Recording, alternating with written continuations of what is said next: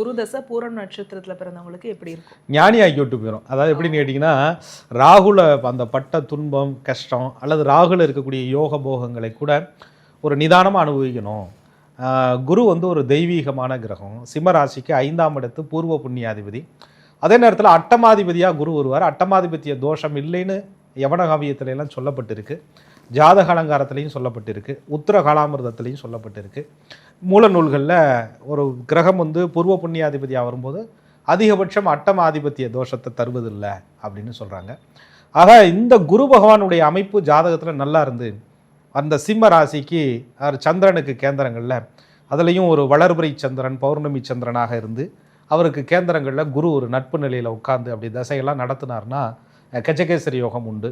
பஞ்சமகா புருஷ யோகங்கள்னு ஜோதிடத்தில் இருக்குது. அந்த யோகங்கள்லாம் ஜாதகத்தில் எங்கேயாவது இருந்து அதுக்கான சில வழிபாடுகள் தர்மங்கள் எல்லாம் உங்களை அறியாமலே நீங்கள் செய்ய ஆரம்பிச்சுட்டு இருந்திருப்பீங்க. அப்போலாம் நடக்கும்போது அந்த தசை வரும்போது நம்பர் 1 பணக்காரர், பெரிய பெரிய மனிதர், இவர் இருந்தால் தான் இங்கே எல்லாமே நடக்கும், அவர் வரட்டும், அவர் சொல்லட்டும், அவர் செய்யட்டும், இவருக்காக காத்திருப்போம் அப்படின்னு உறவுகளில் இருந்து எல்லாருமே எதிர்பார்க்கக்கூடிய ஒரு பிரம்மாண்ட வளர்ச்சியை நீங்கள் குரு திசையில் சந்திப்பீங்க.